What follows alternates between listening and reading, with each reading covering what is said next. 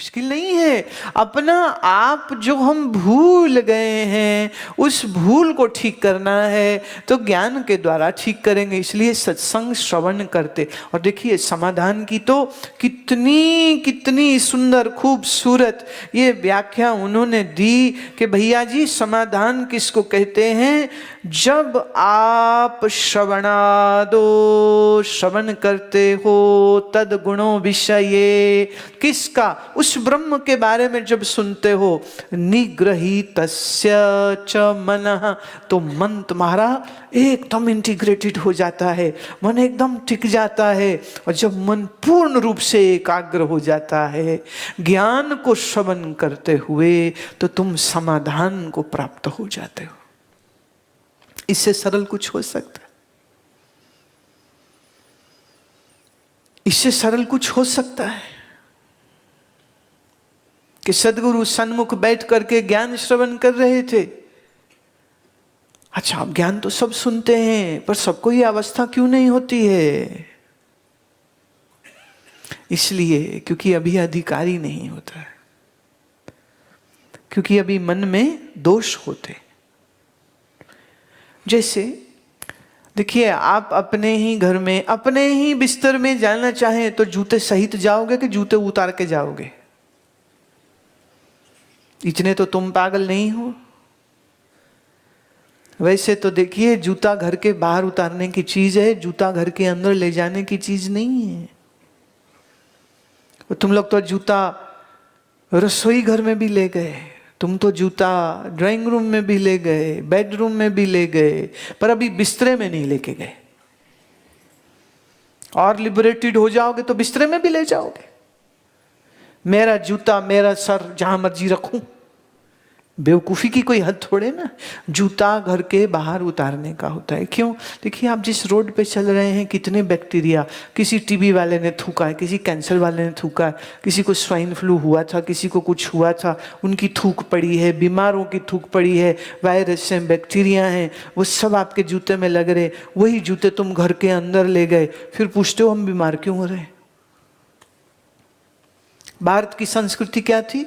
जूता घर के बाहर,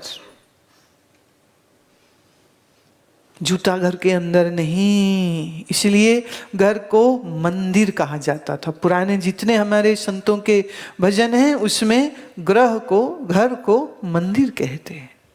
मंदिर में जूता अंदर नहीं जाता, घर में कैसे जाएगा? किसी अन्य को जानना हो तो कष्टकारी हो सकता है, अपना आप ही जानना है कैसे मुश्किल हो सकता है। तो मन में जो अवगुण हैं, मन में जो विकृतियां हैं, मन में जो विक्षेप हैं, जो राग हैं, जो इच्छाएं हैं, इन्होंने तुम्हें पागल बना के रखा हुआ है। तो ये पागलपंथी को ठीक करना होगा। और ये पागलपंथी ठीक करके जब सदगुरु को सुनेगा, सच जानिए तुम स्व अनुभव से ये बात बोल रहे हैं। हम जब बैठ के सुनते थे तो सुनते हुए में ऐसी एकाग्रता सज जाती थी, पूरा संसार जैसे खत्म हो गया, है ही नहीं। और सिर्फ उनके शब्द सुनते थे। और फिर एक वक्त ऐसा आ जाता था, आंख बंद हो जाती थी, और आंख बंद हो जाती थी तो फिर शब्द नहीं, सिर्फ ध्वनि सुनाई देती थी। क्योंकि शब्द का अर्थ मन बुद्धि करते हैं, और जब मन लीन हो गया तो उस शब्द का अर्थ करेगा कौन? तो फिर शब्द ध्वनि में परिवर्तित हो जाता है। फिर एक समय ऐसा आता है कि वह ध्वनि सुनने वाली चेतना कान से वापिस लौट स्वरूप को गई, तो फिर ध्वनि भी सुननी बंद हो गई। इसी को तो समाधि कहते थे, सविकल्प समाधि। समाधि के लिए कोई अलग यत्न कम से कम मैंने तो नहीं किया।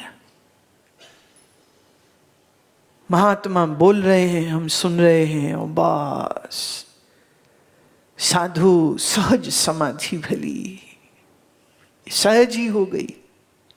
और होती भी सहज ही है, ये कुछ करके थोड़ी आती, सहज हो जाती। जो कुछ करके होगी वो कुछ ना करने से चली जाएगी, और जो कुछ किए बिना आएगी वो हमेशा ही रह जाएगी।